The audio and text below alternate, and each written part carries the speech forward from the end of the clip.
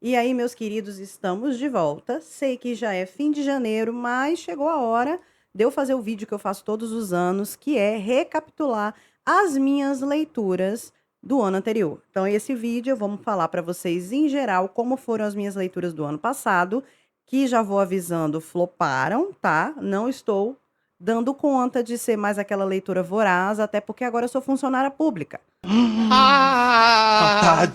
Tadinha, que barra! Né? Não, ainda não encontrei um tempo de conseguir ler 50 livros por ano sendo professora universitária. Então, gente, eu fiz a recapitulação, né? Eu li 19 livros no ano passado e teve 2 livros que eu não consegui terminar de ler.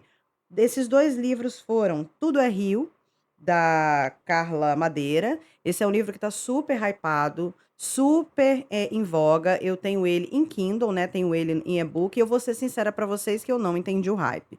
Carla, se você estiver assistindo esse vídeo, nada contra você. Até parece que Carla Madeira está me assistindo, mas assim, eu não consegui engajar no livro. Eu sei que eu li uns 40%. É muito difícil abandonar a leitura, mas eu não consegui. Achei o livro que tinha uma violência exacerbada e um pouco desnecessária. Eu sei que a gente vive num mundo muito violento, num mundo machista, mas eu achei um pouco desnecessário, sabe? E também eu não consegui engajar com a história. Achei as personagens exageradas, né? Muito unidimensionais, enfim. Principalmente as protagonistas, achei um pouco unidimensionais. E é o que eu falei, achei assim, de uma crueza que é um pouco desnecessária. Eu não sei, é porque fica parecendo que a literatura de pessoas não brancas, contemporânea, precisa ter sempre uma crueza, eu não sei. Não consigo explicar para vocês, mas eu não engajei. Uma perda de tempo. O segundo é O Amante de Lady Chatterley, que eu não terminei, porque eu não terminei mesmo, porque eu comecei a ler no final do ano e não terminei. Eu tenho mania de ficar lendo livro na academia, e eu acabei parando de fazer academia, porque eu tô tratando meu joelho, e eu acabei não lendo, terminando, mas esse eu gostei, tô gostando da personagem principal, tô gostando da narrativa do autor. Ele é um livro, assim, super Provoke Society pra época, ele foi lançado em 1928, e ele fala de nudez, masturbação feminina. Eu gostei do filme, eu assisti o filme, achei bem legal. E tá na Netflix, inclusive, eu acho que é uma produção da Netflix. E eu gostei, tô gostando do livro, eu só não terminei, então eu não contei. Mas vamos aos livros que eu li, né? Que foram 19. Esse ano eu li 16 ficções e 3 não ficções. Das 16 ficções, foram 3 novelas e 13 romances, né? Dos romances que eu me lembro, foram 3 romances de terror, 2 romances de Agatha Christie e 2 romances clássicos. E aí fica a diferença da novela, né? Que são livros mais curtinhos, com menos personagens, e os romances, que são livros que tem um monte de tipo, tem romance de terror, tem romance de suspense, mas que é mais pelo tamanho do livro, pela quantidade de personagens. Eu aprendi essa diferença esse ano, inclusive. E aí, óbvio que eu fiquei muito aquém do que eu estava acostumada. No ano passado, eu li 26 ou 27 livros, então já deu uma decaída. No ano retrasado, aliás. Isso aqui, gente, eu tô falando livros de literatura, não estou incluindo livros de trabalho, porque esses aí eu perdi a conta. Mas assim, então nesse ano de 2025, eu já li uns 7 livros menos e eu venho vendo um decaimento, né, na minha quantidade de literatura de um tempo para cá. Eu acho que eu nunca cheguei a bater mais de 50 livros no ano. Eu não sou essa pessoa, já canso de falar isso aqui. Eu leio quando me dá vontade, eu não tenho compromisso de ler todo dia, eu leio os livros que me interessam, eu tenho os meus compromissos com editoras, obviamente, agora eu só tenho 2, né? A Dark Side e a Vestígio, porque elas me mandam livros de vez em quando, não me obrigam a fazer resenha todo mês, né? E aí eu leio esses livros que eu recebo e leio os livros que eu gosto, e eu não tenho esse compromisso de ficar batendo leitura. Inclusive, eu tenho pra mim que a galera que fala que leu 120 livros no ano, nos booktokers aí do mundo, estão mentindo. Como foi que você fez essa leitura? Você leu 5 horas por dia? Ou às vezes a pessoa trabalha só com isso, não sei. Mas eu fico pensando qual a qualidade de quem lê 120 livros. Eu não faço esse compromisso, né, de ler 50 livros, 60 livros, eu leio o que dá. Mas sinto que realmente de 2 anos pra cá caiu muito, né? Eu acho que teve um ano que eu li 51 livros, que foi o máximo que eu li. E esse ano, do ano pra cá, desabou mesmo. Teve ano que eu li 36, 32. Eu andei recapitulando e não necessariamente foram as melhores leituras da minha vida, mas resolvi trazer aqui pra vocês os 5 melhores livros desse ano. Vou parar esse vídeo rapidinho antes de falar dos meus 5 livros favoritos do ano, para você lembrar de deixar o seu like e se inscrever no canal, caso você não seja inscrito. Seja muito bem-vinda à nossa comunidade. Eu fiz essa lista aqui, gente, fora de ordem, não tem ordem do melhor para o maior, foram os livros que para mim foram 5 estrelas por diversas razões. O primeiro é O Exorcista, né? Eu tenho essa vibe, assim, dessa garota camponesa que gosta de terror, mas me surpreendeu muito, porque eu achei que eu fosse pegar um puta de um livro de terror e eu descobri que o livro é mais triste do que de terror. Óbvio que tem muitos estereótipos de questões diabólicas, de pânico satânico no livro, mas eu achei ele mais triste do que aterrorizante, assim. Me dá muito pena da personagem principal, que é a que está sendo possuída pelos demônios, né? Que não é um demônio só. E acho que a história ela tem uma construção muito legal, é muito gráfica também. Por isso que eu acho que o livro foi tão facilmente adaptado para o cinema, né? A adaptação é muito parecida com a narrativa do livro, porque o livro ele é muito gráfico, ele é muito descritivo de como as coisas acontecem. Outro foi a minha última resenha aqui, se eu não me engano, Uma Noite de Verão, do Philippe Benson. E como eu falei na resenha, eu amo os livros dele, eu só li 2 livros dele, mas eu achei maravilhoso o livro.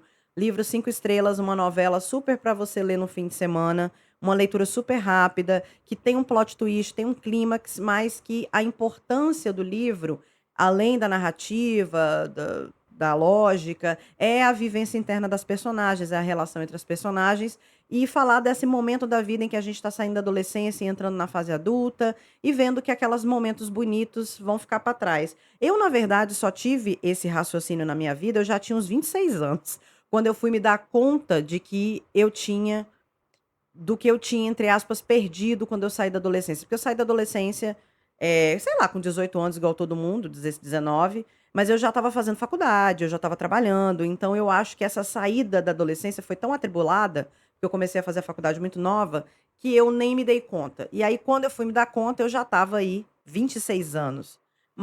E aí foi o momento que me deu nostalgia, que me deu saudade. Mas, sinceramente, a minha adolescência não é a melhor parte da minha vida, né? Eu fui uma adolescente cheia de questão, sofri muito bullying, então não sinto tanta saudade, mas houve momentos da adolescência que deixaram saudade, e eu acho que Uma Noite de Verão é justamente sobre isso, é sobre esse momento da transição em que você percebe que a coisa da infância, a coisa da adolescência, não só vai ficar para trás, como não vai ser mais aceito, né, de você.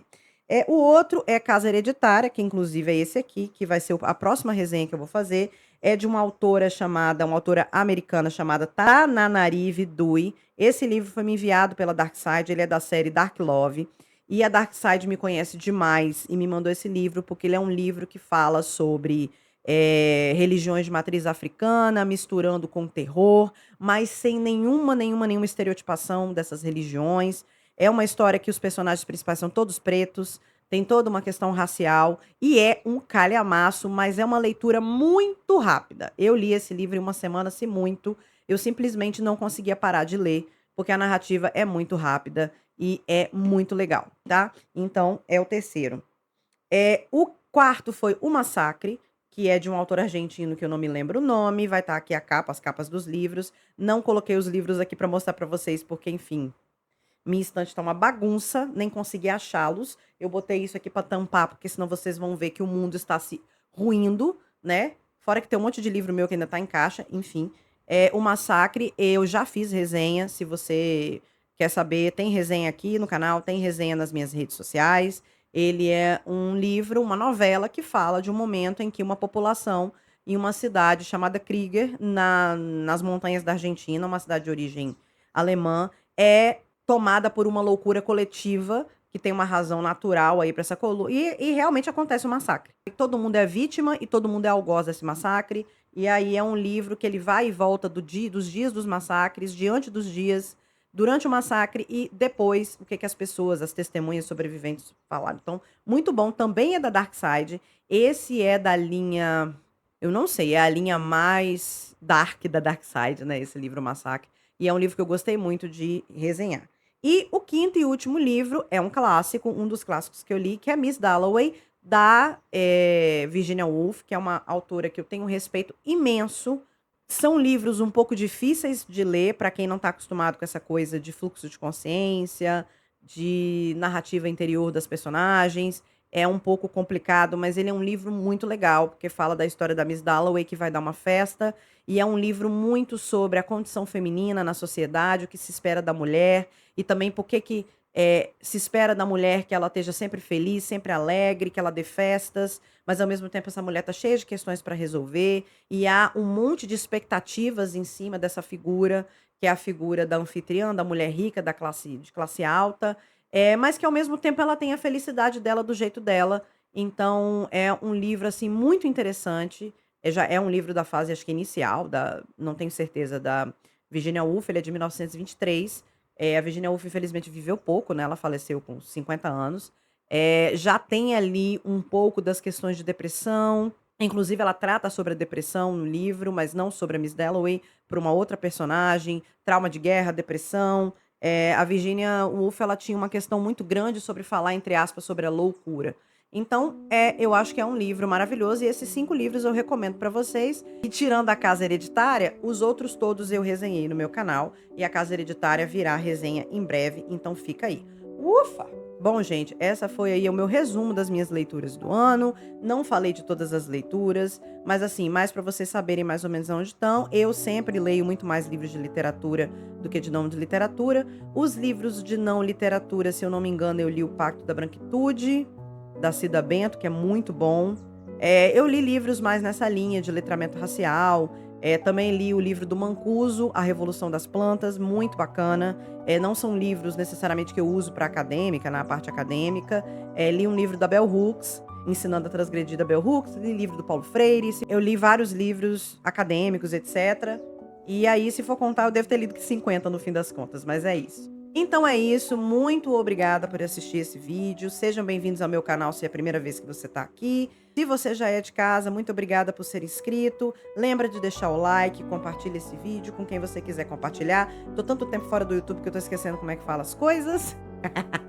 Mas é isso, agradeço demais por vocês por terem assistido e acompanhem, porque esse ano, se tudo der certo, vai ter mais conteúdo no YouTube.